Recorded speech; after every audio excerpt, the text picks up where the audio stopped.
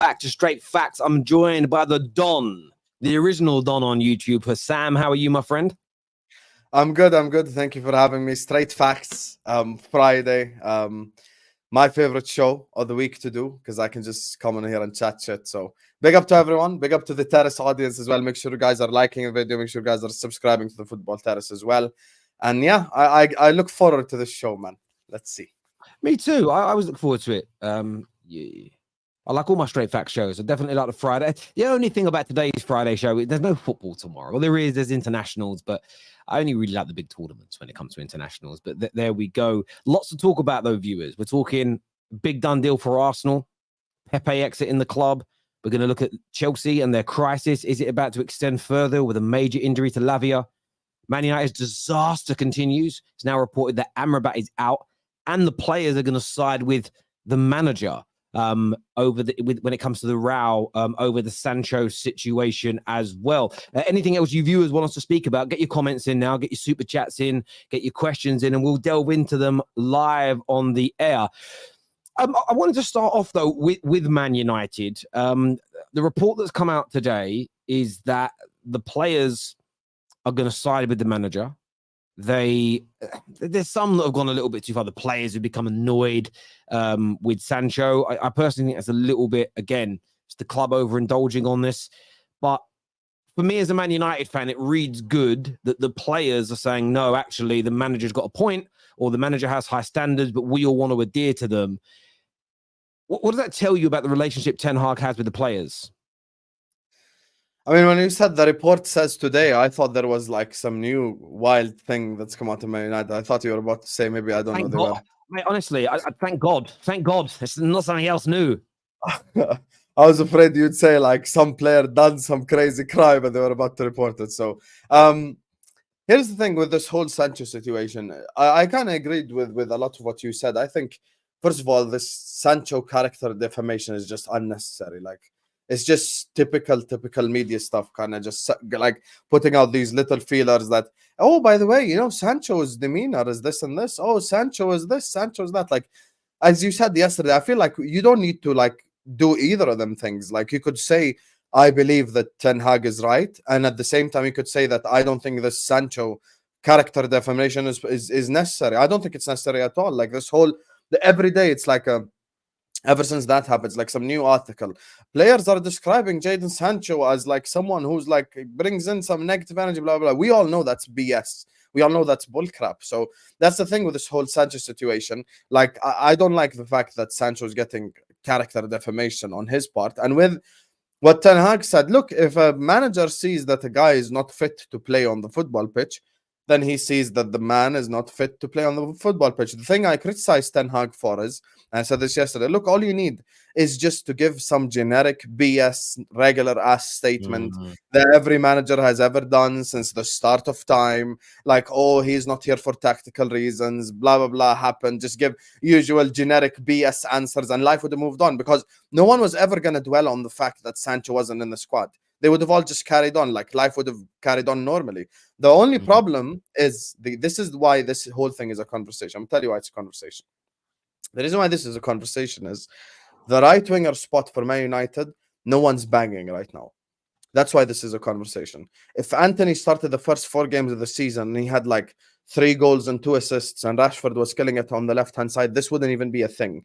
But because down the right-hand side, Man United don't really have someone strong, it's a thing now. And they want to make it a conversation because like, oh, Sancho is better than what Anthony can give us. Hey, we have to wait and see. But he's getting paid a lot of money. And maybe, by the way, I'm going to say one thing. I don't like giving credit to Tom Little because Tom Little is full of crap. But with Tom Little, the statement he made on the Top 6 show, by the way, it could be valid, you know. I thought about it. I genuinely thought about it. And it could be that now he's trying the reverse, which is instead of backing him publicly, he's going to attack him publicly. Maybe that motivates him to an extent. Maybe you come back and see the best version of Sancho at Man United possible. It's what Ryan Giggs has suggested. Ryan Giggs believe it's almost the final throw of the dice in terms of getting a reaction out of the player that brings his ability and his talents that we know he has into tangible outputs and performances for the football club. That is certainly a theory that holds water, and a lot of experienced ex-pros believe that could be the case. They may have had it done to themselves, or they've witnessed that happen before. I agree with what you said at the beginning. Again, the report that's come out today says, and I think this is fair when it turns around and in terms of the way it's worded, players accept and respect Ten Hag's firm approach because it applies without exception to squad members, regardless of their status. And Sancho's reaction has gone down badly within the dressing room, but it was not greeted with surprise. So again, I don't think that's necessary. I don't mind that element of these articles because it's talking about the isolated incident, and it's talking about the player's reaction to something the manager's done, but the players seem to be accepting it almost, well, we know the manager's going to do this to us if we continue to not follow his rules and his standards, and the manager should have that power. What I'm in full agreement of is all the nonsense about, oh, he's withdrawn when he's on media days, or he can come across as shy, or he doesn't want to be, he told us once to make sure the public didn't ask questions of him. That sort of stuff, leave him alone on that. That's completely irrelevant to this situation. If someone turns up late to work for me, that's a problem on professional level. If we're out on a works night out and we're drinking and someone doesn't want to join in and do shots with us, that's irrelevant to how good a professional that person is. And I think there's elements of this which I can't stand. They are a witch hunt and it needs to be shut down. However, this is where Man United fans have got to be grown up. And I've already seen tweets from people that are like, this happened to Pogba, it happened to Martial, but scumbags like Rashford and Bruno, they don't get any heat like this. And it's like, hang on. Again, you're throwing bad energy after bad energy. It makes no sense to me. You're attacking players who have done nothing wrong in this circumstance because you want to create some weird equilibrium. You can assess this situation and say, the manager had done it for this reason. The player probably shouldn't have reacted. The players are right to go, oh, I'm annoyed he did that, but annoyed because they don't want this fallout as an example. They want it to all be kept in-house, but they know the manager might out you if you keep cutting corners or not reaching standards. The players are accepting of this. You can look at that as an isolated incident and go, that's wrong of Sancho. Equally, you can say, but it's terrible that the media and the board have released this information about Sancho. I'm condemning that part. But what people will do is they'll see an element they don't like and then go, that's it, I'm going to completely support Sancho, even though he did something wrong. That makes no sense. This is the thing for me. It's if my daughter was naughty at school today and a teacher smacked her, which is illegal in England, I'm going to come down hard on the teacher that smacked her. But I'm still going to talk to her about her misbehavior because the teacher mistreating her doesn't undo the poor behavior in the first place. And I think that's where the world's gone mad. That is where the world has gone mad. We kind of overlook certain things. And that's this scenario has really highlighted that to me, that there can be multiple things that are wrong within a situation and you can criticize them all independently of each other, but still look at it and go, well, I want the manager to have control. I still think the player, and look, people are ignoring the main part of a lot of these reports, that the manager and the player are going to sit down next week because the players that are not on international duty will train and they will sit and talk this out. And the board are essentially saying, look, we want to try and get the best out of you. If you want to play, we're going to play you still. And I like that attitude from the club. But what I'm, again, more frustrated about is our fans. Some of the way some of them are going in on Sancho is too far. And then others that are going to use their defense of Sancho to attack other players. And I heard it said in the space the other day, and it was someone said it to Johnny. I had it on in the background. I was having a little listen. And Johnny said he wanted somebody to be treated in a bad way because other people have been treated in a bad way. And the guy on the space, because I don't want to plagiarize, I don't remember his name. If KJ remembers, send me his name. And he just turned around and said, but that doesn't make sense, Johnny. He says, why do you want to echo the bad energy? Why don't you just treat everybody how you want to see your favorite players be treated and set the example? And that's kind of what I want from Man United fans here. If you're sick to your back teeth for the way the media treats Pogba and Martial and Sancho, the remedy to that isn't to be nasty to players that you don't see get abuse. It's weird to me, brother. It's a very weird way to view the world, if that makes sense. But yeah, look, hopefully this situation gets resolved next week. And then on top of that, for Man United, I wanted to get your view on this as well. It's now reported that Amrabat is injured. So he's just been signed and Amrabat is injured. What's the injury? How long will he be out for? Because I just saw the headline, to be honest. So is it the same back injury? Well, this is the thing. There is so Rasmus Højlund spoke about his back injury, and he said that when he arrived, he had no pain. He didn't even know he had it. He said in the medical, they discovered a very small thing in his back. And he said, I wouldn't have even known that I had it. But it's one of those injuries which essentially is detected early that would have progressed into a bigger injury down the line. They rectified it. I think they just massage it out over a couple of weeks and boom. But this is what I would say. This is why the Sancho situation has to be kept in-house. The Anthony situation is obviously not helping because now the media are licking their lips and they're sniffing around the bins for anything they can report as negative. And it's true. Amrabat has pulled out of the Morocco squad for this international break. And it's because he's injured. But they've found a very minute, very small back injury, which he can play with. He's essentially pulled out. We used to see this years ago. Giggs did it a lot. Scholes, Gerrard, all these players did it. Is they go, right, I'm gonna not go on the international break because I'm gonna get ready to return for my club. How many times do we see our players in those years be injured for international breaks, but ready, fit for that first Premier League game back? That's what Amrabat is doing. But the media, again, being very particular on how they report on this against Man United. They're making it sound like, oh my God, they've signed another injured player. He's going to be out for weeks. The problems are mounting up. And look, I've been very critical of my club this week. But this one, again, I think is a mountain that's being made out of the proverbial molehill. It really is. It's pure precautionary. This is crazy. This is something that, you know what it is? They're just using this as a way to kind of pile on Man United, which I love. Long way to continue. Yeah. Hopefully you get more negative, news at Man United. But the thing is, this all could have been prevented if Ten Hag just said a generic statement in the game on Sunday, and all this extra drama bullshit just wouldn't have started to begin with. This is why sometimes when managers are bots and robots, it's for good reason. Just come out to say some usual typical ass statement and life would have carried on.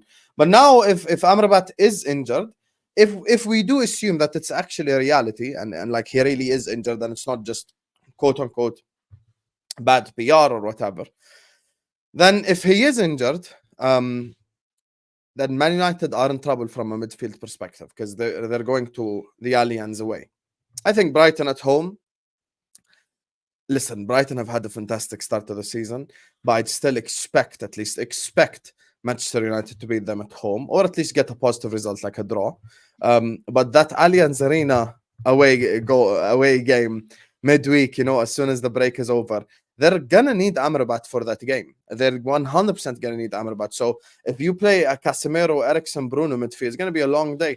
I actually said that if Man United beat Bayern Munich at the Allianz, I'm gonna sing "Glory, Glory, Man United." That's how sure I am that Man United wouldn't win, because it's just I don't think they have the facilities for it. But Amrabat at least makes it a respectful game, because I think Ten Hag would probably play a much more defensive side, have Amrabat and Casemiro in there together with Bruno ahead of them, maybe like a 4-2-3-1 type situation where it's a bit more defensive, or even maybe a 3 at the back, something like that. So it could be a bit more defensive, but Man United, I think, have had a disappointing window, in my opinion. And with this Amrabat situation, if he really is injured, then they're in for a long day. When's Mason Mount back, by the way? Well, they said he was out for 4 to 6 weeks, and he's been out now. He's got to have been out now for at least 3 weeks because he played the first 2 games. So he could potentially be back. There's a lot of talk that young Mainoo's back as well. Now, again, for me, starting him away from home in a Champions League game against Bayern Munich, you can't. No, I don't think that will be the game. But that kid, this kid is Palace special. At home. Yeah, well, yeah, I mean, we've got Palace in back-to-back games. I think that's when you'll see him start to come in, and he's a big part of this season, Mainoo. The manager, there was a lot of talk about us going in for Lavia, but essentially the manager said, I don't think we need to spend 50-60 million pounds on Lavia when we have young Mainoo. The talent is there. Now, having talent and it blossoming is 2 very different things. As you know, we talk about Sancho, he's got all the talent in the world, but it hasn't blossomed at Manchester United. So there's them elements there. But you are right. If Amrabat does miss the return, misses the Brighton game, misses the Munich game, it's going to be problems for us, because the power and speed of those midfields will be very hard for Eriksen to handle. But I know that Amrabat's a big part of our future. He's been given the number 4 shirt, which is key. A lot of people would say, well, can he really be important if you sign him on deadline day? It's because we expected to get rid of other players 4 to 5 weeks earlier than we did, meaning he'd have come in 4 or 5 weeks prior. But yeah, the club had a terrible window. But in terms of its execution, so I think we signed some good players, but the execution has been 0 out of 10 for me across the board. When you look at the ingoings and outgoings, it's been poor. But yeah, I think Amrabat will be back. I think you're right. This is Millie Gunner may have had this debate 5 or 6 times, and there's some weird Man United fans online that say, "Oh, Ten Hag's a liar," when he says things like, "Maguire's got a future at the club, but yet he's 4th, 5th choice." And I don't like that it's called lying. I call it tact. You know, if your other half comes to you, your wife, for instance, and says, loves the dress she's wearing, and says, "Do I look nice in this dress?" You could be brave and go, "No, it's awful." But you basically have got to always guess what she's really thinking. If she thinks it's awful and you say, "I don't think it looks, maybe a different one," she'll back you. But if you turn around and tell her the truth and it's different to what she wants to hear, you're in trouble. So people have tact. They'll say, "Oh, that's really good." Your children come to you with a nice picture. "Daddy, look at a picture I drew." My daughter's an awful drawer. I know she's only 5, but she's horrendous. She can't draw. She can't draw for toffee. I'm not going to tell her that at 5 years of age because it will break her little heart. So you have tact. Now, I don't lie to my children, but they believe in Santa Claus. I let them believe in that. You know, I tell them, like, my son was trying to fold his eye out the other day, and I told him the old wives' towel. It's an old English thing. It might even exist in Jordan. What my nan would say if you were like, you know, when you fold your eye inside out. Did you guys used to do that? Fold your eyelids out. My nan used to say, the wind changes direction, your eyes will stay like that. Can you hear me? You there? Where's Husam gone, people? He's frozen. He's back.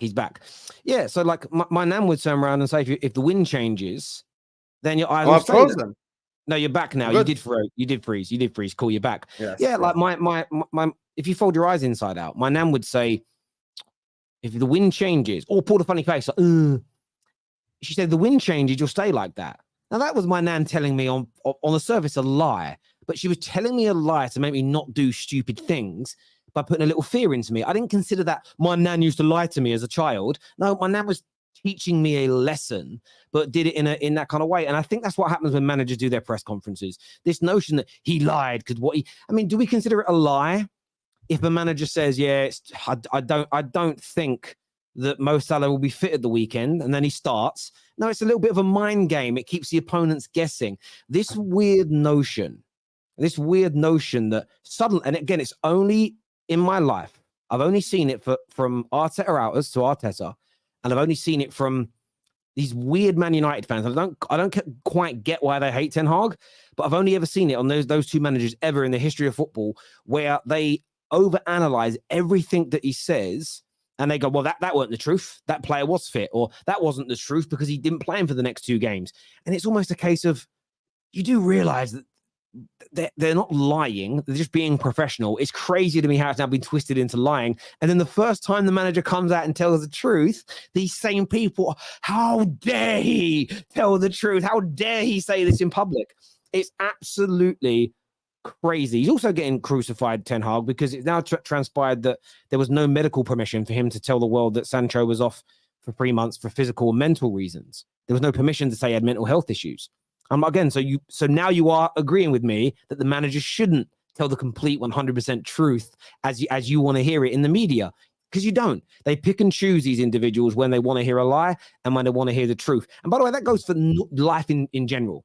There's sometimes where we want to lie, and there's sometimes when we want the truth. Do you know what I'm saying? Like, it's as simple. That's why for me, I've always kept the same energy. I've always said I have 0 problem with any manager after a loss or after a defeat blaming the grass or blaming the wind or blaming the sky, or just I generally have no problem with it, because like, I want managers to lie. Like, I've got absolutely 0 problem with it. That's why I've never really criticized Ten Hag for a lie like that. Like, I've actually criticized them for telling the truth on this show just now with the Sancho thing. So I've got no problem with a manager lying. I actually think it just takes pressure off of people, and it just makes the conversation to something that, we've seen Klopp do it. Like, when it's like, "Oh, the wind was too blah blah blah," suddenly everyone's talking about the wind now, and they're mocking Jurgen Klopp instead of talking about our loss. And these are the things. That's why you need your manager to lie sometimes.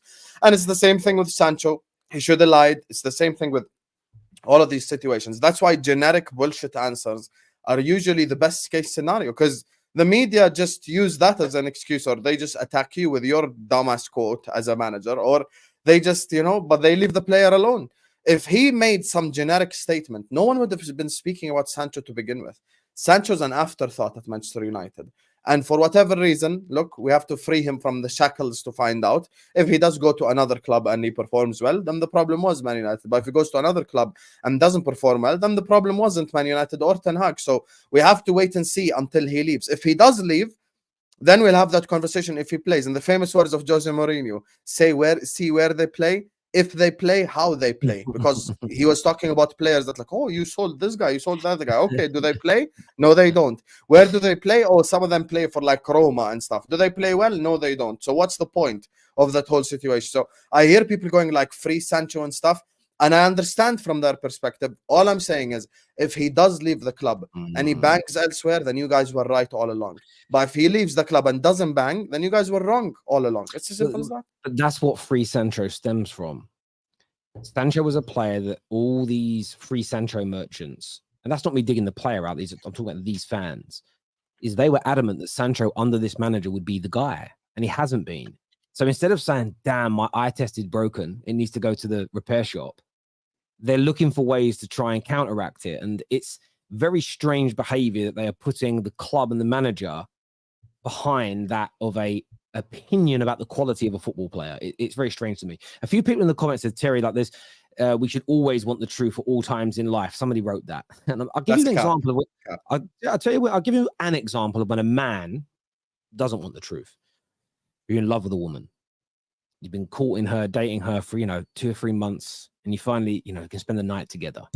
It's romantic. You have great dinner, watch a movie, cuddle on the sofa, go up to bed and you kiss and you cuddle. And in your eyes, you have the most amazing, passionate night of sex in your life. And as you're laying there in each other's arms, you turn around to her and say, did you enjoy that?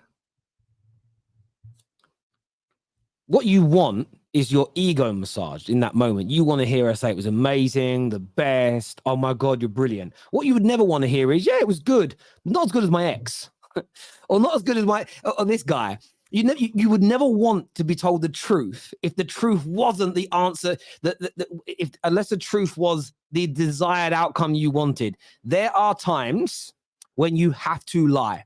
There are times where you have to tell white lies and have tact and be nice because you hurt people. And I'm telling you, gents, if you ask that question, I said none of you would. What maybe some of you think, maybe some of you are absolute Casanovas and you're great. But trust me, you ask that question, and if you knew that every woman was only going to give 100% the truthful answer, most men wouldn't ask the question. I'm telling you that now. I'm telling you. But I can't relate to that story, guys. I can't relate. I'm sorry. I just can't relate. So I'm gonna let you guys know later on in my life. Currently, I can't relate to that story. So someone here says life experience right there. Listen, this is the thing for me. I'm very open. I'm very comfortable with that area of my life. I'm very comfortable. But I'm just saying to you, I don't actually ask the question. I've never asked a woman that question because I've always been a little bit afraid of the answer, even though I'm quite comfortable in it. Imagine you hear something you don't want it. So that certain times you just don't ask it. Just don't ask it. Do you know what I'm saying? But anyway, yeah, you get the typical Terry venting. No, come on, that's dead banter, man. That's just a typical thing to say. Try harder. That's Nabil level banter. Nabil ain't here. It's awful banter. It's awful banter. I want to speak to you about Chelsea. Away from Man United now. There is a report today. Lavia, Chelsea. I can hate again. Let's go. Lavia could be out injured now as well. I think that's 11 or 12 injuries they've had so far this season. Talk to me about them. Talk to me. For the good of football, Chelsea need to fail. For the good of football. I'm being dead serious. I genuinely hate Chelsea. Can't stand that football club. Genuinely want them to fail. I pray on their downfall. When Elanga scored that goal, I celebrated like it was Liverpool scoring at Stamford Bridge. I can't stand Chelsea Football Club. People go like, you're butthurt. Yes, I am butthurt. I am bitter. Yes, I am bitter. Hold that. I'm bitter and I'm going to spew my bitterness. Cry more. What can you do about it? Nothing. So sit there and enjoy what I'm about to say. We need, for football's sake, Chelsea need to fail. Chelsea Football Club need to fail because they wanted to skip the process. They wanted to skip step 2, step 3, step 4, step 5. They wanted to go from step 1 to step 10. And Look, I will not laugh at Lavia for being injured because I'm a good human being. In my core, I can banter, but I know that that's not something to banter on. So I wish Lavia a speedy recovery. But I hope Lavia fails at Chelsea, and I hope Caicedo fails at Chelsea, and I hope all these players fail at Chelsea. We saw McAllister dunking on him with Argentina as well, making Caicedo eat the grass. This is what we need. We bought the best midfielder Brighton could offer. We actually got Brighton's best midfielder in McAllister. You guys got the side piece. You guys got like the second place guy. And look, with Chelsea Football Club, people aren't talking about this, but they've had probably bar Man City the easiest start to the whole season. West Ham, Luton, Nottingham Forest, and you come out of West Ham, Luton, and Nottingham Forest with 3 points. 3 points out of West Ham, Luton, and Nottingham Forest. And you expect me to sit up here and clap for your process? You've got your manager playing Ben Chilwell, left wing. You've got your manager confused as hell as what he's trying to do. Mr. Jackson, who scored amazing goals in preseason, can't score a goal to save his life. And actually, your best player right now is Raheem Sterling, who you bought, like, I don't know if it was a year ago now or 2 years ago. He's actually your best player on the football pitch. Your captain, once again, is injured, unreliable. You've got people just tweeting negative stuff. Your primary goalkeeper is Brighton's third choice goalkeeper. Third choice. He's third choice after Steele and their new guy. That's who you bought to start at Stamford Bridge. People really expect Chelsea to do well this season. Chelsea ain't going to do well this season unless Jack Shuai knows how to find the back of the net, unless some of these players actually perform. Because all this clapping for Chelsea Football Club, I ain't going to clap. What am I supposed to clap for? You guys spent 1 billion. If there was, this is the actual one summer in which I discovered Chelsea are a small club. I'll tell you why. I discovered that Chelsea are a small club because of Man United or Liverpool or Arsenal spent half, even half of what Chelsea has spent over this last year and a half. They would be talking about us having to win the title. Terry would be on the show asking me, Husam, you've spent 400 million. Club doesn't spend money, huh? Are you going to win the league? I would get asked, are you going to win the league 15,000 times? But because it's Chelsea, for some reason, no one gives a fuck. This just proves that Arsenal are the bigger club in London, and I hope Chelsea fail. But because I'm a good human being, I wish Lavia a speedy recovery. But I hope your football club fucking crumbles and fails. And someone go tell Todd Bowley that this ain't baseball. He's trying to get 15 players on death row contracts. So what if you had to sell Mudryk 3 years from now? You want to talk finances? Let's talk finances. So 3 years from now, you want to sell Mudryk. Who on earth is going to buy a 5-year Mudryk contract? Who's going to do that? No one. No one. And of course, who's coming in the defense of the Chelsea Football Club? City fans. Plastic club number 2. Of course, when you're fake and you have no history and you have no tradition and you're plastic as fuck, you're going to defend your plastic brother. That's the reality. So yeah, fuck Chelsea, man. I hope they fail, and I'm gonna celebrate when they fail this season. They ain't even gonna finish top 5. Telling you right now.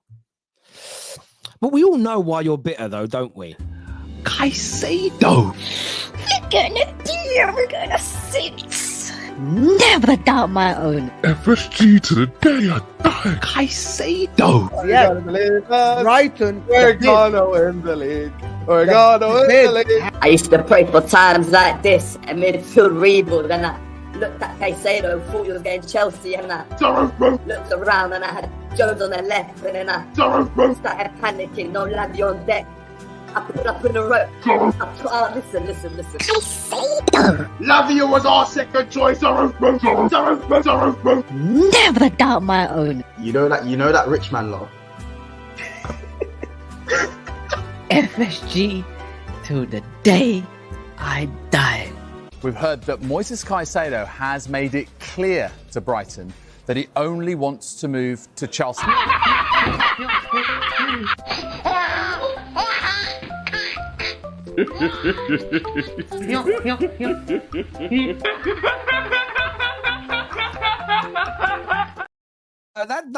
Listen, I get your rant. But someone quickly just please tell Jerry James to never rap again.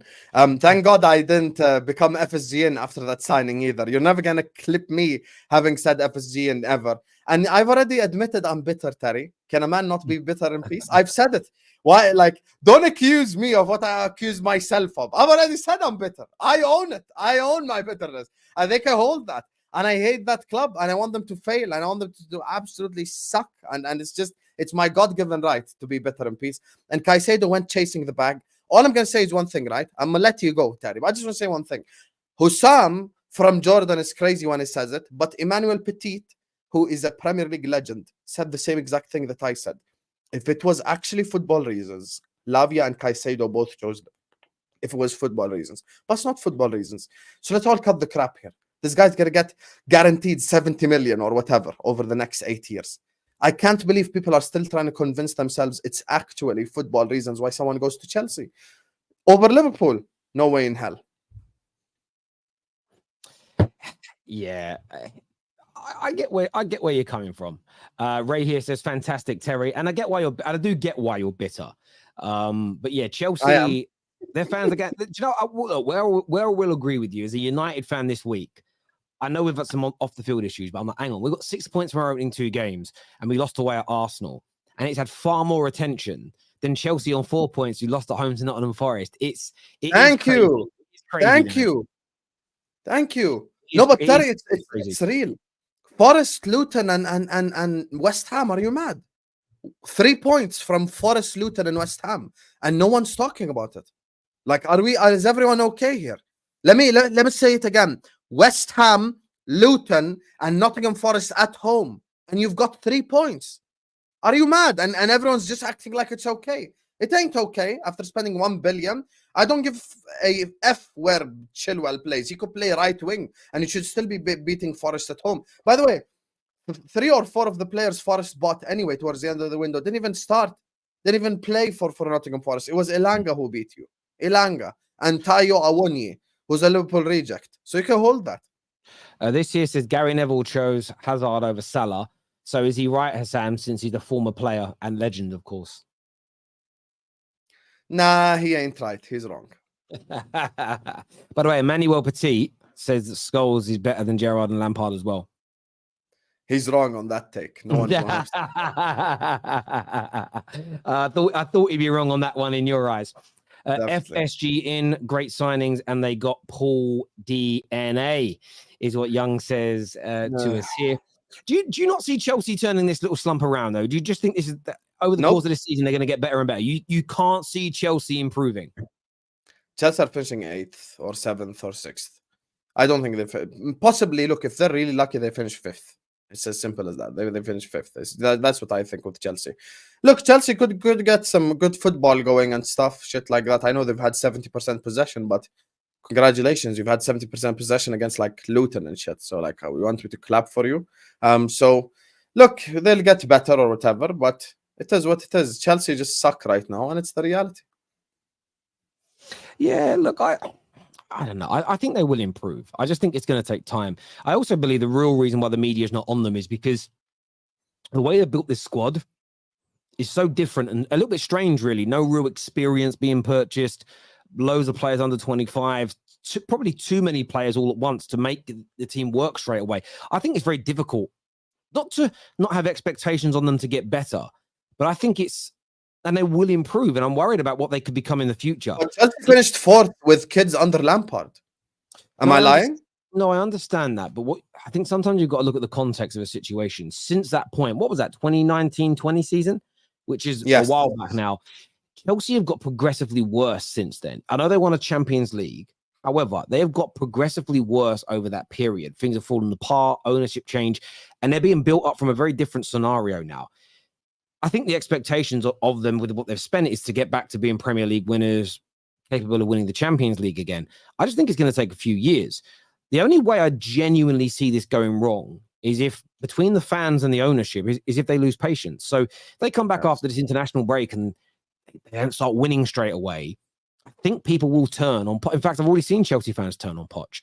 And I think that they just need to remain. And it isn't just because of the manager. It's because the way they've gone about this. If, for instance, this squad, $1 billion was spent, but let's take out 3 or 4 of the youngsters and throw in, let's say with all the money they spent, say they did go and buy, they bought Diaz from Man City. I'm going to make some names up here. Don't worry about the validity of would they go. Just bear with it. If they went and bought Diaz and they put Alisson in goal, they bought Diaz, they bought Casemiro in the midfield. They went and got, I don't know, Vlahovic or a top striker. They went and bought themselves Coman on one of the wings. The young midfielders they've purchased. If they went and had 4 or 5 players of a top class level in that core and spent $1 billion, I think the pressure, well, you got to go and win straight away. But because it's all youngsters, as much as we all want to say you spent $1 billion, you got to win, I think we all know in reality that you're never going to create a winning team out of what they've got year 1, maybe not even year 2. It's going to take 2 or 3 years. But the only way I see it failing genuinely is if they keep turning their back on managers, because you're never going to develop a side. You need continuity. But Terry, for $1 billion, you can buy a whole club. You can buy a whole, not just, you can buy a whole football club. And I understand what you're saying in terms of context of buying kids, but the genuine response would be, who told them to buy kids?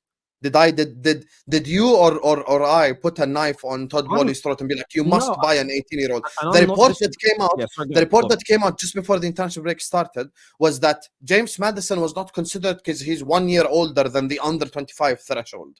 Am I supposed to like go like, oh yeah, I understand why they didn't buy him because he's 26, not 25? That's stupidity. That's utter stupidity right there. I understand that, and I get it. But again, we know we should be expecting them to win the league after spending £1 billion over two summers and a January, over 3 windows. But I think the reality of the situation is we look at what they have bought, and I don't think any real football person goes, yeah, you can make a title-winning team out of that squad year 1. It's all the players have purchased. Typically, that amount of youngsters would have been spread across 5 or 6 teams. We all buy 2 or 3 of them, and they go into squads with elder statesmen around them that they develop. Look at Arsenal. Arsenal slowly got rid of their older statesmen and were just bringing in youngsters. And they were sort of 8th and 8th, and they only started to go up when those younger players were getting old, starting to get older and more experienced. And they added the Zinchenkos and the Jesuses, who have a little bit more age on their side in terms of experience. Then you saw them slowly again start to improve this year. That yes, they bought some youngsters, but they also bring in a Declan Rice who's in his mid-20s, who is experienced and got some know-how about him. He isn't a 21-year-old.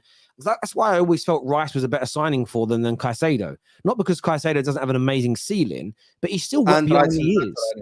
Yeah, I do think Rice is better, but at the same time, there's an argument to say Caicedo's ceiling's higher, and I get that. But right now, Rice is the better player. He's more experienced. He's been a captain. He's been someone that's led his team to European glory. So I understand that process. And I just think with Chelsea, I don't know if it's the wrong way to do it in the medium to long term. But you do know, Terry. You do know. What How do you spend $1 billion and you're not like, come on. Let me finish my answer. So I don't know if it's the wrong way to get success in the medium to long term. We're only going to know that in 3 to 5 years. What I do know is that in the short term, mass ingoings and outgoings, and most players being under 25, isn't going to win you things straight away. You might go. But Terry, you don't think that's a problem to begin with? You spending $1 billion, you can't tell me I'm going to win 5 years from now, 3 years from now. That's never how it works. Since when is that a thing? Like, but again, like I've said, this is something which is strange, innovative and different. They've gone about this in a way that nobody's seen before. However, though, they're saying 3 years, this team, they do stick with Poch. Football keeps getting better. This team matures. They add a few other players in there that are a bit older. Let's say by the end of next season, they're cooking. And then as they go into their 3rd season, they're the best team in England. That's just hypothetical. They win the Prem. And then for a 5, 6, 7 year period, they're the best team in England. They win the most league titles, most trophies, and it's amazing. You would look back and go, fucking hell, it worked. The problem is, I just don't. This is where it could go wrong for Chelsea. I don't think people in general have the patience to wait for that to come to fruition. Arsenal have kind of done it with Arteta, but he hasn't still won the major trophies. And if he doesn't, it will be. Fans don't have patience. This is not an insult. They're the least patient. Yes, like I said at the beginning, the only way I really see this colossally going wrong is if Chelsea fans don't remain patient, if they want it all now, because your business plan, your plan of action isn't to win it straight away. And we all know that because what you've done has never been done in football before. And certainly buying a whole team full of youngsters has never, ever won anybody a title. Now, people say class of 92. Is it incorrect? The class of 92 was surrounded with a core and a shell of elder statesmen. The great academy players that come through, I always get there. Is it the Decima at Barca, the Messis and everybody else? Look at the older and elder statesmen that were in that team when the Busquets and the Messis came through. Go back and look. There was older players in there with know-how and experience. Chelsea are trying to do this Chelsea were almost trying to do it how Leeds were trying to do it in the late 90s, where it was all youngsters and very few older players. I do think come January, maybe next summer, I think they do have to look at putting in a 26-year-old there, a 28-year-old there, a 29-year-old there to give them some extra experience and know-how and how to get them through games. But I'm just not someone who's going to completely write Chelsea off right now and say there's no chance this plan works. I'm just going to be a little bit more open-minded. No, but you are writing them off for the right now. You're saying they might be successful 3 years from now. What I'm saying is, since when is it a thing in which clubs spend this much money and anyone says, I'm going to be successful 3 years from now? Arsenal never spent 1 billion and said, I'm going to win 3 years from now. Liverpool never did that. United never did that. No club has ever spent this much money and you come tell me I'm going to win 3 years from now. This is the thing that I don't get. Every single other club would have pressure on it to deliver at least some sort of something. Some sort of something needs to be delivered. That's the reality. This is the reality of football. Money matters. Whether people like it or not, money matters. So because money matters, and because it's important for Chelsea Football Club to actually win something in the short term, I'm not going to wait and go like, 3 years from now. And you're speaking about patience. Chelsea fans are the biggest spoilt brats, least patience fan base in the entire top six. I'm being dead. I'm not even bantering. I swear I'm not bantering. They're the quickest to turn on any manager. You've seen people who even work on the terrace who's already #Pochettino out. I know match-going Chelsea fans who are Pochettino out 4 games in. So how am I expecting that fan base to wait for 5 years? So that element I completely agree with. And equally, when you say no one's ever done it this way before, as in no one's had to wait 2 to 3 years before they expect success. I agree. It's completely unprecedented. But like I said before, we have to wait for the fruits of their labor. And the reason I say that is when it wasn't done in the same way, but when Fergie was rebuilding Manchester United, and this goes back a long, long time, his first 5-6 years were considered by a lot of Man United fans on the outside and media horrendous. There's a rumor that went around that it was almost sacked, but it was debunked back then in the 80s and early 90s, and it's been debunked ever since by the people that were running the club and people on the board at that time, like Sir Bobby Charlton, who said we were never considering sacking him because of what was being built internally. The club is different from Chelsea's scenario, but in terms of taking examples from it, United were rebuilding their academy that used to be the best, suddenly the worst. They were developing this young group of players who ended up being known as the class of 92, and they had this plan of action that was going to pay dividends. Now, back in those days, I think it did take a lot longer to build squads because there wasn't as much money. Transfers weren't done in the same way. Squads were smaller. Stadium was being developed. All these things were going on at the same time. And when you then look back, you go, thank God they stuck with and had that patience. The thing for Chelsea is I think they're trying to build something that is long-term. But in the short term, sometimes when you're trying to create something, you can appear to be going completely and utterly backwards and losing your way. So I understand where you're coming from. Listen, the reason I'm intrigued to see what's going on with Chelsea, because if it fails, it doesn't matter to me. There's a part of me as a football fan, though, that's intrigued to see what they're building. My fear, just as a football person, is we're never going to see it complete because they're never going to have the patience to allow it to complete. But in that process, you might be kind of cutting off your nose to spite your face. And sometimes in life, you have to have patience for things to flourish fully, for things to taste the best as they should. It's like a fine wine. And FFP will come hard on them as well. To mature. 100%. You can't rush it. And FFP will come hard on them 100%. Because this amortization buzzword that all these Jets fans have learned over the last 12 months won't save you 3 years from now if you still suck. So all this, please stop just convincing yourself that it's all going to be okay. It ain't all going to be okay. So if you fail, by the way, there's a report that come out in, I believe it's The Athletic, correct me if I'm wrong, Terry, that if even you get 50% of transfers correct, 50%, you're considered successful. If you get 50% correct. So now, out of all these players on death row contracts, if half of them fail, what are you going to do then? Genuinely, what are you going to do? Who's going to buy out a 4-year Mudryk contract? Who's going to buy out a 4-year Lavia contract or a Caicedo contract? I do think Chelsea have, again, what I've read about this, I think Chelsea have got foul safes in there. So the contracts are fairly long, but they're very much bonus related, like you guys do. So the base rate of some of these players might be 50, 60,000. If they're in the Champions League, when they're winning games, scoring, winning trophies, then it escalates more to the 100s and the 150s and the 200s. So although they're long-term contracts, the base level, I think they've shredded off their wage bill somewhere close to like 60 to 70 million. In fact, their wage bill per year, after everything they've done, is less now than Liverpool's, less now than Man United's, less now than City's, maybe even lower than Arsenal's the last time I checked.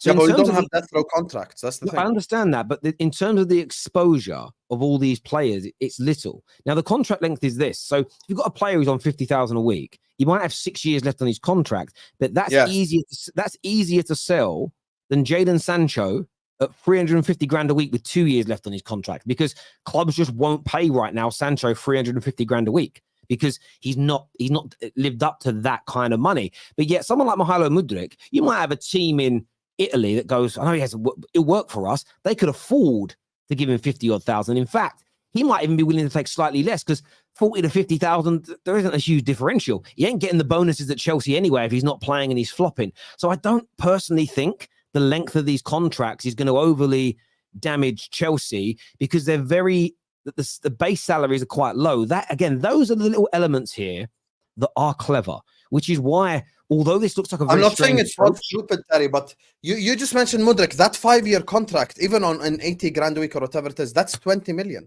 So you're basically saying, so let's assume AC Milan want to buy Mudryk 2 years from now. So are they going to pay 20 million worth of wages to Mudryk and go pay Chelsea 50 million pounds for his services? But that may not be, but that also may not be necessary. So let's say he has got 5 years left and that's worth 20 million. The player's not kicking the ball for Chelsea because he just hasn't lived up to expectations. I think a team might come in and 5 years is about the normal length of a contract. So I think they would come in and go, yeah, look, we'll pay you 50 grand a week still, because that's the only reason he took as low as 50 grand a week at Chelsea is because he believed in his ability at the time and that he would start regularly and win things, and therefore it would escalate like it does at Liverpool to 150, 200. But if he's not earning that because it hasn't worked out, he isn't losing anything because he's never going to get that. So I think it's not easy, but I don't think it's impossible for some of these players to be sold. Equally, I think we have to also be measured here. I think a good 30 to 40% of these young players they've purchased, they may develop into being good enough to play for Chelsea. But I think a lot of them have been purchased to do you have this expression in Jordan, like flipping houses? Does that happen out there? Is that a legal thing to do? Like here, what you can do in England, I haven't done this. It's one of my next business ventures. You find a house that maybe needs renovating. It's not in great condition.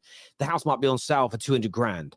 But you look at it and you speak to my brothers are builders. So you look at it and go, right, we buy it for 200 grand, 50,000 pound renovations. So that's 250 that's cost us. But you then might be able to sell it for 350,000. So you make 100 grand profit. But you do this all in like 3 to 6 months. It's called flipping houses, right? So I think that's what Chelsea are doing with some of these players. Look, he's 15 million. He's 20 million. I think we bring him in and develop him, send him out on loan. We might be able to get 25, 30 million with the way the market's going in a year's time. And it's going to create a new income stream for the club.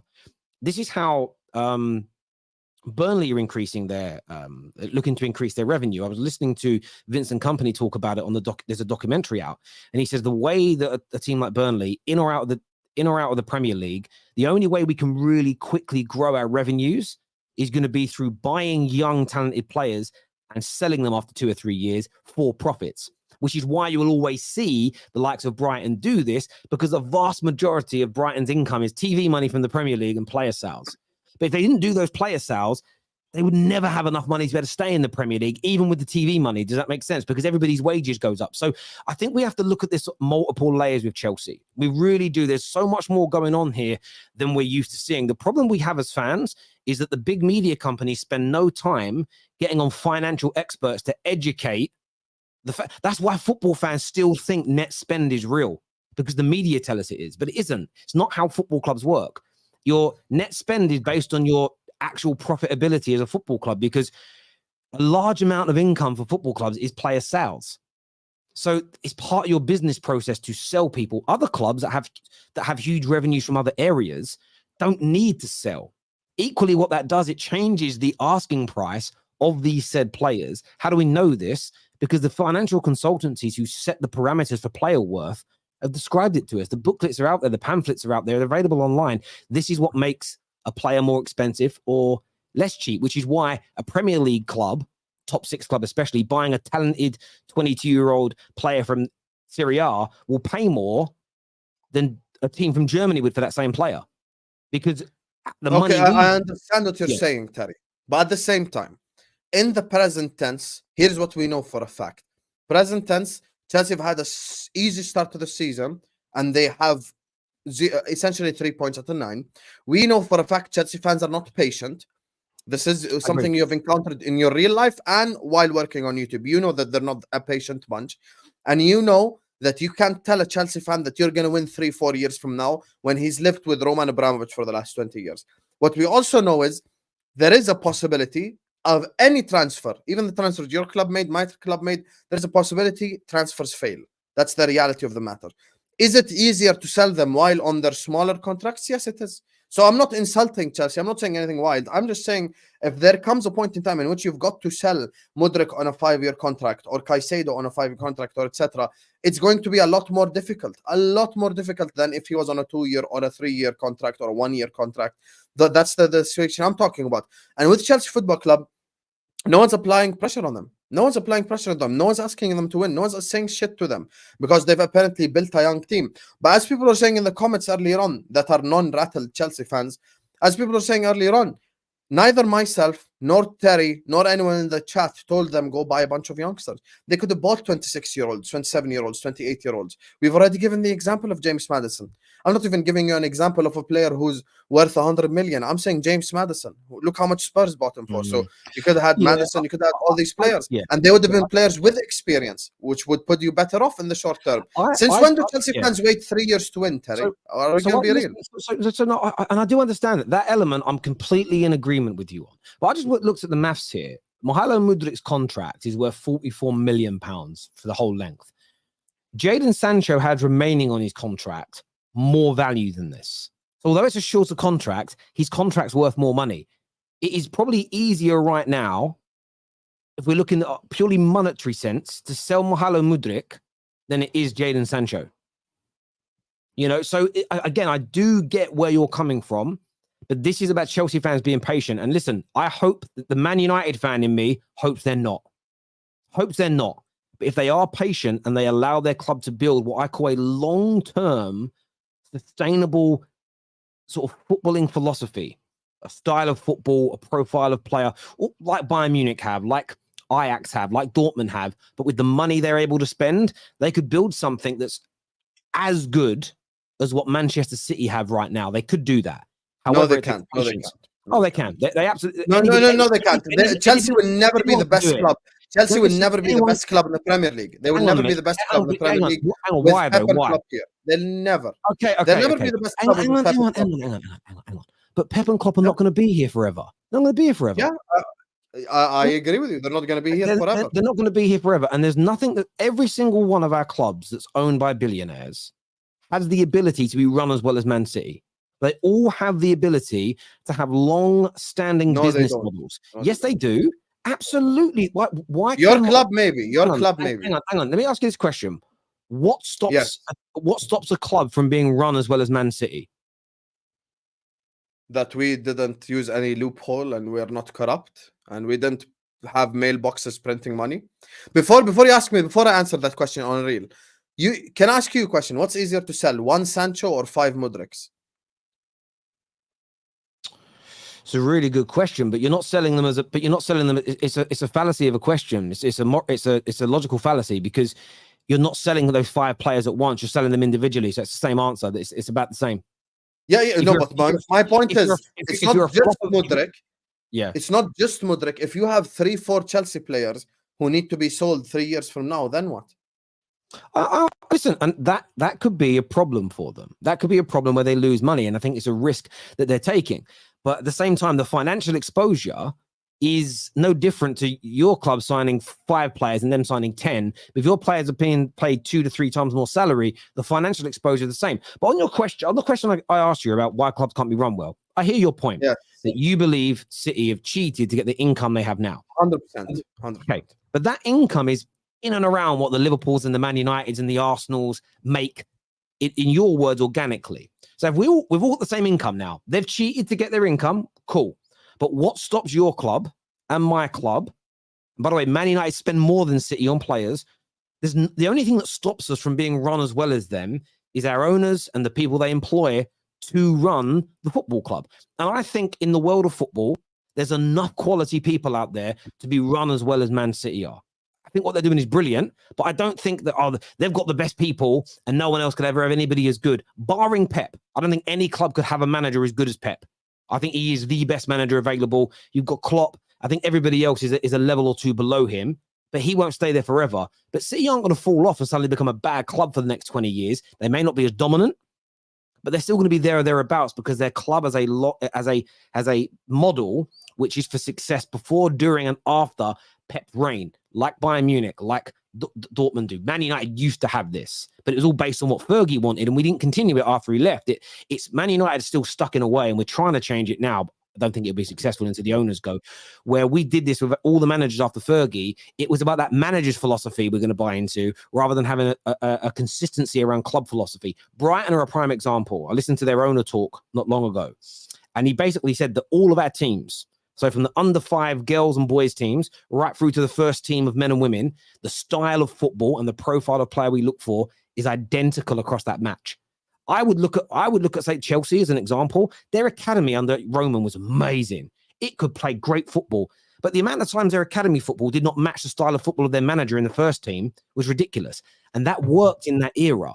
But football has evolved and changed, and more clubs now have a Bayern Munich-esque approach. They may not be as big or as successful because of finances, and it's important to follow that suit. City are doing it perfectly. That's why Chelsea fans have to get on board with their club building a long-term plan. Man United have needed it. I've been calling for this for 10 years. We can't, you never have a Fergie again. You can't build a club in the image of a manager because no one's going to stay for 25, 30 years. And when they leave, every time a manager leaves, it means you need to do a rebuild. You should never need to do a rebuild that takes more than a summer of 5 or 6 players in, 5 or 6 players out. That's as much of a rebuild as you should ever need at our clubs. But we don't, because we're still bought into this antiquated idea of building around the manager's philosophy. Now, your manager should match your club's philosophy. Then it works perfectly. And there'll be some subtle changes and differences, and you'll pick things up and evolve along the way. But as a general rule, there should be an 85, 90% match on the way your club wants to play it. So there's no point your manager playing a different style of football to how you teach your kids coming through the academy to play. That's stupid. That makes no sense. And that's what Chelsea have got to get right, because City do it perfectly. Brighton do it amazingly well. You know, there's loads of teams that you know how Chelsea can become like Man City? Get the best manager in the world, give him an open checkbook, and cheat the system. Simple as. It's like one second, because let me be real, okay? Because it's like a mafia boss building his entire foundation based on cheating, and then because he owns 5 successful restaurants, I'm supposed to clap for him. Yeah, but where did he get the original money from? From being a mafia boss. It's the same with Manchester City. They made mailboxes print money. I'm supposed to clap for them? I ain't gonna clap for them. Fuck Man City. And I hope Man City get liquidated. And I hope the 115 charges come through and they get charged by FFP, because it's absolute bullshit what they've been doing. That's the reality of the matter. If Chelsea want to become like Man City, go get the best manager in the world, give him an open checkbook. That's literally the only way for it to work out. But that isn't because they can't. But Sam, I need to interject, because that isn't what City have done per se. So you could be right, they've inflated the income that they've got, but just spending money doesn't guarantee you success. If they had the money to spend and Pep there, but they didn't have the internal infrastructure and support system that they have, he would still win trophies because of how good he is and the money, in my opinion. But they wouldn't have been as consistently successful. Yeah, that's why I said get the best manager in the world. Get the best manager in the world. Give him an open checkbook, he'd be successful. But without the infrastructure behind him, it still wouldn't work as consistently. And do you know how I know that's true? Your club, when it was being run brilliantly with Michael Edwards and Klopp spending what you were spending, you caught City and surpassed them. He left, your internal goings-on changed, the management of the club changed in terms of how you managed it, and you've fallen away since. And you've actually spent more money since then than you did prior. If you were still at Michael Edwards and his team running the club with Klopp as your head coach, I believe with what you've spent in the last 2 to 3 years, you would not have fallen off like you did last year. I believe you'd have picked up at least 1 more Premier League and other trophies along the way. So when you guys are being run well, it was great. As soon as you stopped being run as well, you fell off. It's about the running. It's the management of your football club is so important. It's so I know important. City run their club well. I've got no doubts about that. I'm just simply talking about the foundation. The foundation was built on Back to what I said. I didn't say Chelsea will win as much as City. I said they could be run as well. Now you could have 10 teams that are run impeccably well, which clearly they aren't. To be fair, clearly they aren't. Yeah, that Chelsea are not right now. But the point I'm making is they could get to that stage as long as they employ the right people, learn from their mistakes. They can get to that position. Doesn't mean you're going to win like they did, because you don't know what the landscape's going to be like. I mean, there may not even be a manager in the world in 5 years' time. Say Pep retires. There may not be a manager in the world as good as him, or a Fergie, or a Paisley that can dominate like that domestically. So you literally may not be able to do it. It may be impossible to do it because you don't have a manager at that level, but that doesn't mean your club can't be run as well. This is the point I'm making. Your club can be run impeccably well. That should be the base level that we are all demanding from our from our owners, is that we're run well. We have our only real focus isn't making money, sponsorship deals. All of that is a process and procedures to create the best football team imaginable and available. And the problem is, for a lot of our clubs, we don't have that model, and it could take 2 to 3 years to build it internally. And there's going to be a lot of broken eggs on the way to making that omelet. The problem we have nowadays is nobody. People just do not have patience. People go to the there gym. are broken eggs on the way to make the omelet, but the people at the restaurant are impatient. That's why it's a recipe for disaster. No, Your fans are willing to be more patient. The Arsenal fans are patient. The Liverpool fans are patient. Chelsea fans ain't patient. Why are we living in an ulterior universe? They won't wait. They want instant success. This is the last 20 years. This is what they've been used to. Spend a lot of money, get a manager, win a league title or two, sack manager, repeat. That's literally what they've been used to over this last 20 years. And now I'm supposed to believe that Chelsea fans are going to be patient. There's already, why do we have to theorize? There's already Chelsea fans who are poach out. Why are we lying to yourselves? There's already Chelsea fans who are match-going Chelsea fans who go to Stamford Bridge, who don't want Pochettino. Just to interrupt you again, I'm really sorry. I'm not saying that you have to believe they're going to be patient, because I don't believe they will be. So again, I think we're in agreement on that. But what I'm talking about is why they should be. Because of what they're trying to do and build, it takes time. And I agree with you. They should be patient. I agree. Completely agree. I have no problem with you saying that. But if we agree on them not being patient by definition, then how am I supposed to believe it if the Chelsea fans I'm surrounded by, a lot of them are already poach out? Like, what am I supposed to do? I'm supposed to think about some new magical rainbow mystery world in which they're all patient? That's not real life. In real life, the Chelsea fans, I know, whether it be real life, whether it be online, whether it be as content creators, they're not patient by definition. So I don't expect them to suddenly become patient, because they've never been patient to begin with. And the patience is running thing, because their last title was 5 years ago. I totally understand that, mate. This is Terry. How are we in crisis? Only 4 games in. Performances by Forest have been good. 9 injuries, by the way. I think the overreaction from this platform is crazy. So DJ, I'm only repeating. So you've got to understand, my headlines are sometimes a reflection of what I'm being told. This is coming from Chelsea fans who are calling for your manager to be sacked. I don't think you are in crisis. I think you're growing. But when you grow, you get pains, my friend. Terry, why is Ati stuck with João Felix? Well, they're stuck with João Felix because he gets paid $430,000 a week. So they'd be able to get rid of João Felix. If João Felix had a 12-year contract remaining, but he was on $50,000 a week, he'd be easy to sell. They're also demanding a 70 to 80 million pound price tag to currently a player that doesn't score or assist. And he's meant to, it's his job. So yeah, that's why they're stuck with him. He's overpriced and overpaid. Terry, how can you say the media aren't onto us? The media have killed us daily since Forest. YouTubers are killing us. We've been hammered non-stop. That's absolute bullshit. That's absolute bullshit, DJ. That is 100% BS. Because Man United have been killed a lot more for fucking Sancho. For Sancho. We've been talking about Sancho for the last week. No one's talking about you losing to Forest, or you losing to West Ham, or you having 3 points from Luton, West Ham, and Forest. No one's talking about that. How are you just bullshitting? Us YouTubers, we do it. But you need to understand what Husam says is not going to apply pressure on Chelsea. But if major journalists are saying it around the world, then that's different. So let's just say it as it is. So this whole situation is just how it goes, man. It's just how it goes. Look at this. I love all the Chelsea fans crying in the comments. So I just want to put this out here. I've just Google searched it. Hang on. I've Google searched this. I Google searched Chelsea loss lose to Nottingham Forest. That got me 7.8 million results on Google. Just typing in the words Jadon Sancho, Eric Ten Hag, 26.9 million hits on that. So listen, DJ. You have had criticism. For me, I've seen far more on Man United, but then obviously I'm a little biased when it comes to that. You always notice your own club and situations a little bit more. I'm not saying you've had no criticism though. So that if that's the way it came across, I apologize. Big difference between spending millions in a year to 4 years. Context, patience. The sensible have. Twitter kids lack it, is what Gav says here. C says, Husam talking about spoil is funny. FSG delivered a Champions League and a league, yet you want them out every stream. Very ironic. FSG didn't deliver it. Klopp delivered it in spite of FSG. Same thing, Ten Hag won the Carabao Cup in spite of the Glazers. Bad ownership does not get credit when we win stuff. There we go. There are fans who are Klopp out. What's Husam's pain? There are fans who are Klopp out who, like, I think he means point. I think he needs to tee point is what he means. He means point. Yeah, like point? Who? 5 people? Like, if we're talking percentages, it's just nowhere near. On a real level, it's probably like, what, 1% want Klopp out?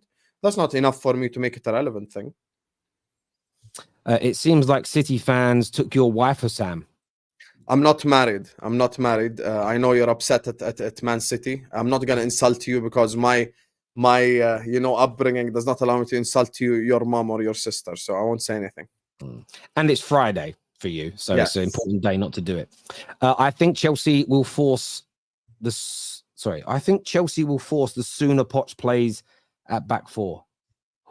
I think what you mean, they'll be better once he plays a back four. They could be, and fans are demanding that. This year says Chelsea and patient fans. That's asking for a miracle. They are some crybabies already, blaming everyone else for their problems with zero accountability. Thank you.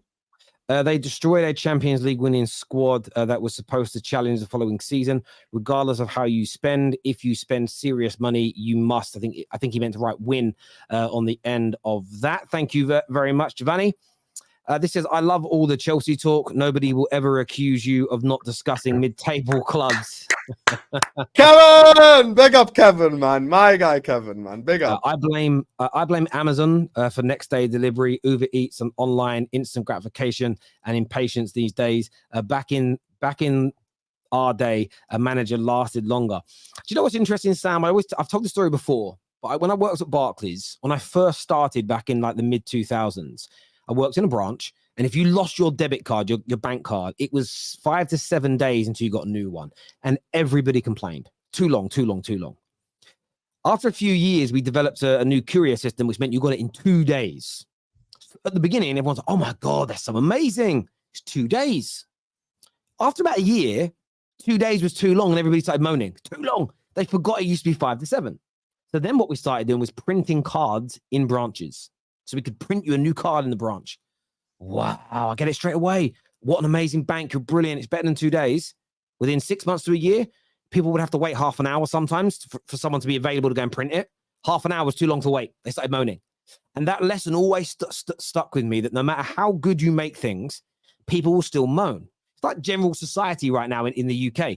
It's the greatest time to have ever been alive for most people.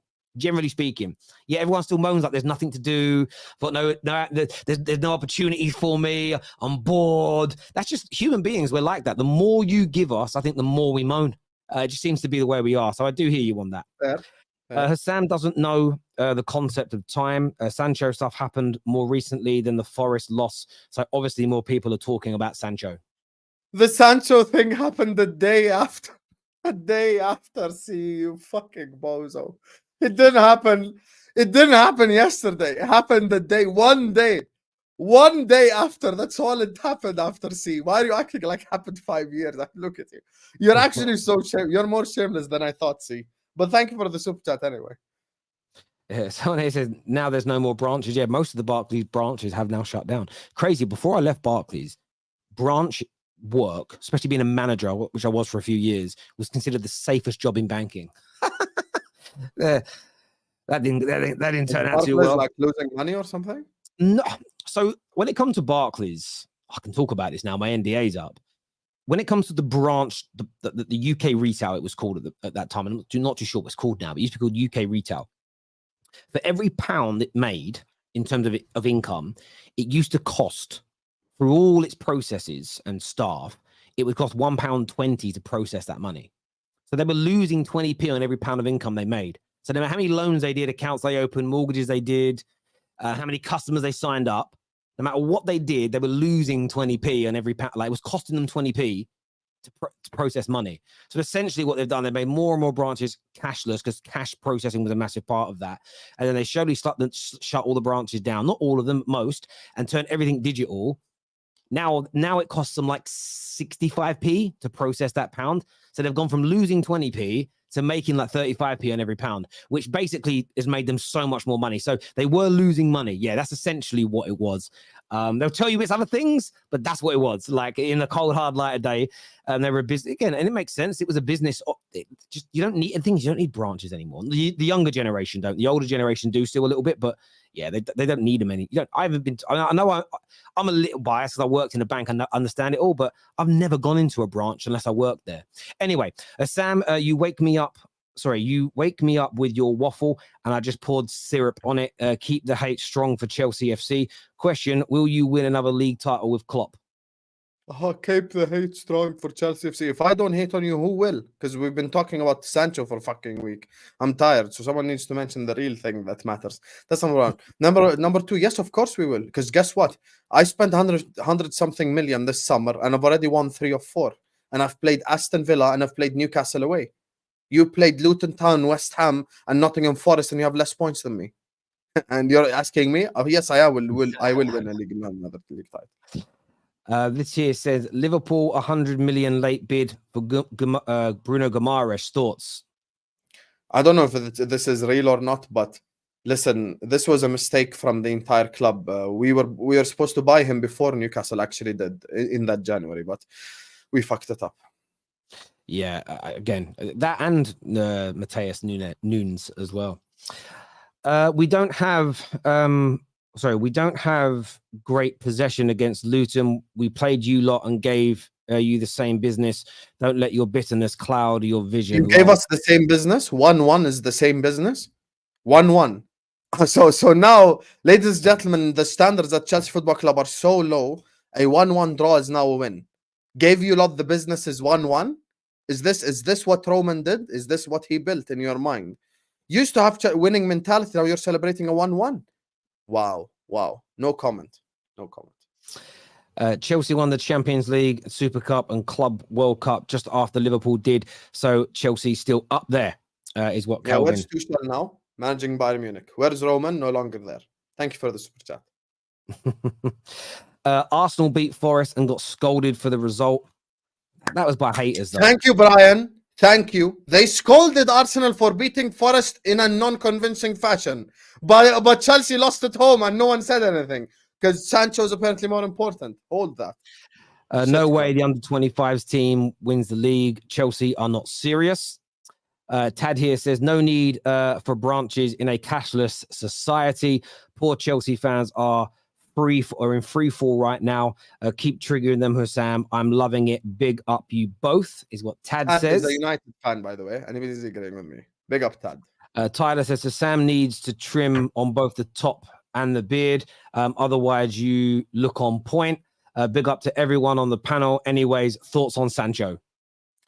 First of all, I'm not going to trim my beard. I'm actually going to make it grow longer. I made the decision to not shave it until January, so I'm going to keep it longer. I plan to make it until here, Look like a real mountain man. Maybe I'll shave my head bald again. With Sancho, I've already said my thoughts at the start of the video. For me, I'm more siding on Ten Hag side. All I constructively and objectively criticize is he should have made a generic bullshit statement at the start when he got asked, like, oh, it's tactical or some shit like that. I hear you there. FSG in, we're going to win the league, is what C says. Todd Bowley. Sam doesn't know the concept of time. Sancho stuff. Oh, sorry. We read that one. Hold on. And where are the updates And where are the updates to the Sancho story from the day after the Forest game or nah? There are continual updates about Sancho, so there's more conversation. So you basically just proved Terry's point. You literally just proved Terry's point. So there were no continuous updates about you losing 1-0 to Forest, but there were continual updates about a player that we haven't even seen perform for Man United in the last 365 days. We had consistent reports. So if you can't even admit that the media care more about Man United than they do yourself, then you are beyond like delusional. I'm gonna be real with you. This says, funny, since you claimed Nunes as your guy, he's been playing well. Anyone I claimed as well, man. I claimed Staffy. Look how well he's doing. Debbie here with the super chat says, out of the Ballon d'Or list, who is your first, second, third, and fourth? First, and deservedly, is Lionel Andres Messi. Second is Erling Haaland. Third is Mbappe. Fourth is Rodri. I think that's pretty fair. You have Husam on and force him to talk about Chelsea for an hour. That's called torture. Move to Arsenal. I didn't actually. This segment has nearly been an hour. I didn't even know it would be, but it's just been a good conversation. I've enjoyed it. Speaking of Arsenal, though, big done deal for them today. He goes Pepe. Sorry, their record signing. Or he was their record signing, leaves for a free transfer to, I think it's Transport. I always get their name wrong. You know the team I'm talking about. Trabzonspor? Yeah, them. He leaves on a free transfer to join them. I've seen some interesting tweets. People like Lee Gunner claiming that he was mistreated by Arteta. The fans had never given him a chance. Some Arsenal fans are saying he should have stayed and been back up this year. Or do you think they're right to get rid of this player that's essentially been a flop? You know, I keep the same energy, man. When you spend that much money on a player, he needs to succeed, with all due respect. 72 million on Nicolas Pepe. Massive fraud. One of the biggest flops in Premier League history. Correct decision to sell him. Maybe if you kept him as Saka backup, fair enough. But if he was bad, energy in the dressing room, or maybe he didn't follow Arteta's instructions or etc., then fair enough, he leaves. But for me personally, I think with Pepe, it makes sense to sell him. I think he's been a complete flop at Arsenal Football Club. Only time he's played when there was no pressure. No pressure, Pepe was a myth in the COVID season, which City won the league. The last 5 games, this guy just started scoring whole shitload of goals. So, yeah, no pressure, Pepe. When the pressure was on, wasn't all that. So that's why he had to leave. And I've got no problem with that. I don't think it affects, to be honest with you. Yeah, I didn't quite get. I mean, I love Lee Gunner, but what is it he tweeted? I want to get his tweet. I want to find his tweet because he's tweeting. Can I put it on the screen so people can read it as well? We need to keep it. I will put it up here. So the first thing, first one, I can't put one of them up because it's co-tweeting a video of him scoring goals in the Premier. I'll get copyright, but it says it shows Nicolas Pepe's season in 2021 where he scored 16 goals and got 6 assists, right? And was second in the Player of the Season award. And he's quote tweeted it with, then the manager decided to treat him like a prick. And I'm sort of like, do you know what it is with Lee Gunner on this? Since 2020, 2021, Arsenal have become an exponentially better team. One of the players removed from the team that's helped do that is Pepe. And you're having to go at the manager for like treating him badly. This just, again, flies in the face of everything Lee stands for around the manager need to be ruthless and cut people out the team that are taking us back. Yes, this guy, and this is the crazy thing. This is where Lee Gunner has shown his ass crack to the whole world. He's praising goals and assists. Yeah, if I turned around and said to him, Bruno Fernandes is better than KDB this year because he gets more goals and assists, he'd go, no. What about the eye test? Stats don't mean anything. So when it comes to Pepe, all he's got is stats. But this is from a man that says stats are irrelevant. This is the problem I have with these. It's mad. I don't even like defending. I promise you, most of his goals came in that end of that year. And I know which one you're. I know you know which one. It's crazy. Do you know what's crazy though, right? Lee didn't lie though. Lee does lie. Lee 1 minute says stats are irrelevant. The next minute he uses them to attack his manager for removing a flop who, since his removal, as your team has gone to a much higher level. It's crazy, right? But he's not the only one. I don't like defending Arsenal as much as I'm sometimes forced into, but I promised myself I was going to try and be an unbiased host of the Football Terrace. So that was my professional pledge to myself. But they attack him for ostracizing players out of the team who were holding them back, and they've improved since, right?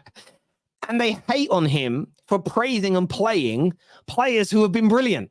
So they hate the way Saka gets bigged up. They hate the way Odegaard gets bigged up.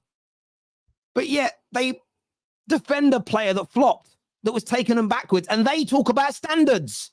The hypocrisy stinks like morning breath blended together with dog poo. It's honestly, I do not understand. I do not understand it. Especially, and all these most Arteta outers, they're a little bit like the Ten Hag outers. They're all baller FC. They are all, don't be a stat merchant. But whenever it comes to defending players they love, it's stats they use. Or whenever it comes to putting down a player they hate, it's stats they use.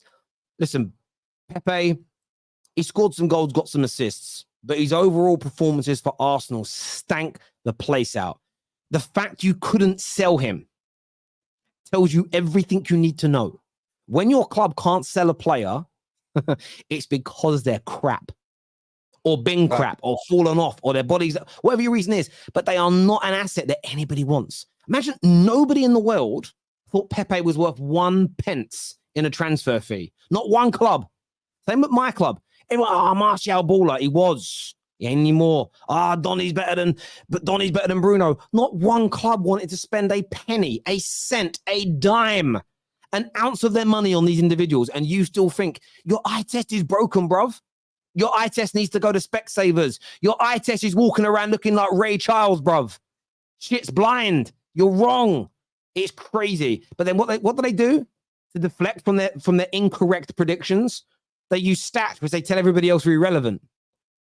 They say that Rashford's trash and crap and awful. Man bagged 30 goals and 11 assists last year. But Pepe deserves to start over Saka because he got 16 goals. Make it make sense. I'm sorry, I know he ain't here to defend himself, but Lee Gunner, like all of his army of rats, have had an absolute mare on this one. It's hilarious. Listen, Can you please ask him about Pepe this Monday? Can you please, I expect a Pepe segment. I'll be so disappointed if we don't get the Pepe segment. We better get the Pepe segment because I need to understand his. Listen, Lee Garner can hold that because Salah stayed. That's why Lee Garner can hold that for me. So he's been one of the main people that want Salah to leave, and he stayed. But this is the thing, right? This is the thing. He says Welbeck is better than Mo Salah, and Mo Salah's goals and assists are irrelevant. But yet Arteta treated Pepe bad. And it was a disgrace that he ostracized him because he scored 16 goals. Make it make sense. Make it make sense. Can you please ask him? Can you please ask him this specific question? I would want to see the answer. Lee sometimes is listen. You can catch out Lee two or three times. It is what it is. Lee is very catchable with some of his takes. That's why with me I'm uncatchable. That's why I'm undefeated. I love Lee, but he had a mare here. He also put out a tweet where he said, Pepe leaves Arsenal. Why didn't the Arsenal family just back him? Absolutely disgusting how he's been treated. This is coming from a man of other things he said about his manager. It's crazy. It's crazy. This here says, Lee hates Arteta, so no matter what, he's wrong. The problem is with Lee is that if Arteta wins something, you'll actually see more hate. Because Lee struggles with saying I got that one wrong. Like he hates it. He'll go, he hates it. And Lee has that. He really doesn't like That's it. why I told him you have to do a video apology to me if Arsenal win the league.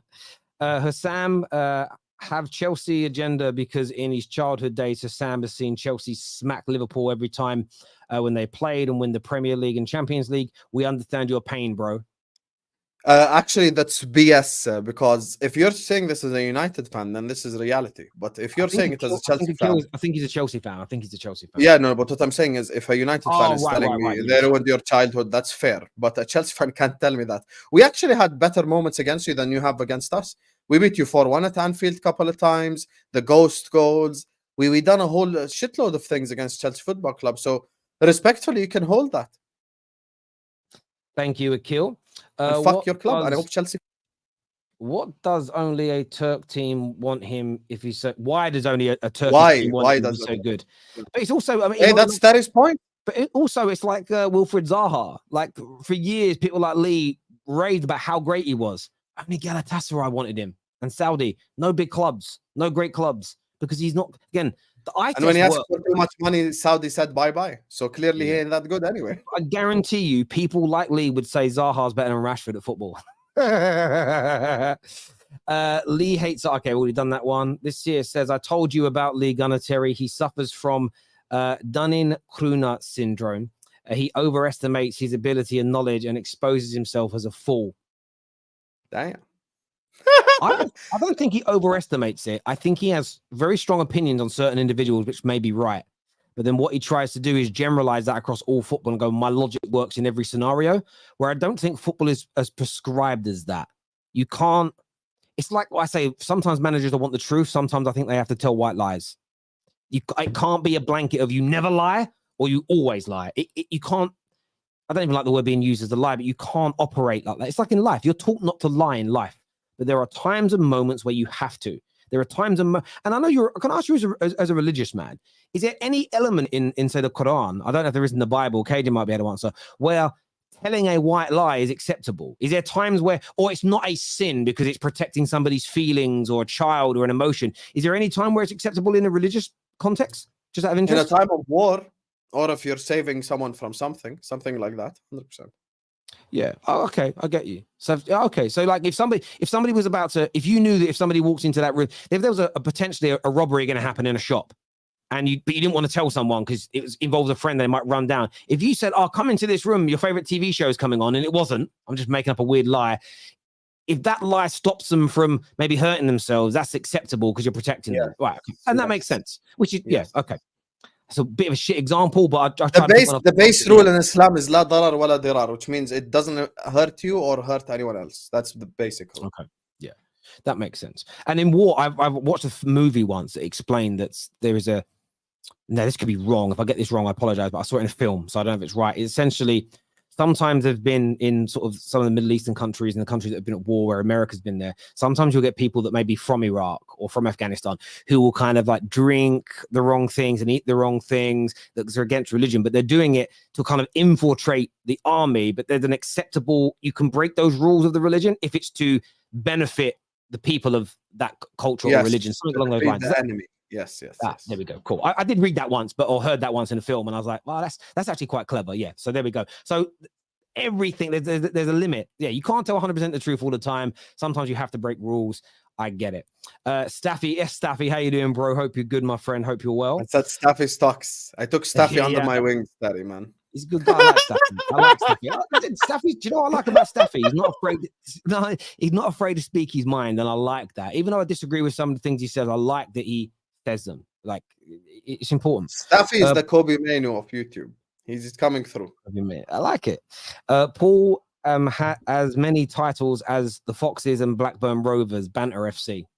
Yeah, so why do Man United fans sing 20 times at Old Trafford, not 13 times, since it's the different trophy? Don't be delusional. We got 19 titles. There we go. Husam, mark my words, Chelsea will win the league again before Liverpool. Then we want to hear what will be your next excuse. You know why this is so cute, Terry? Because it literally proves every single word that me and you have said about Chelsea fans. See how impatient they are? They're already talking about winning leagues. My brother, you're at least 3 years away from winning a league title. Hey, and I've still got Salah, I've got Alisson, I've got Trent, I've got Virgil, I've got game winners, Szoboszlai scoring unbelievable free kicks. Come on, man. Man's talk about winning league titles. Winning a League Cup is a successful season for Chelsea. It's only Arteta outers who defend Pepe. Yeah, and it's typically the same in. I know what someone's stance is on Ten Hag generally by their opinions on certain other players. That's what I like about Staffy. Staffy will defend Sancho, but isn't some weird Ten Hag out guy. Like, that's what I like about him. He's kind of, his opinions are isolated to certain circumstances. But most people, you can tell by their headers or the profile pictures they have. I can tell their opinions ahead of time. It's so predictable. Sam, Klopp is going to be sacked soon. Enjoy your ride.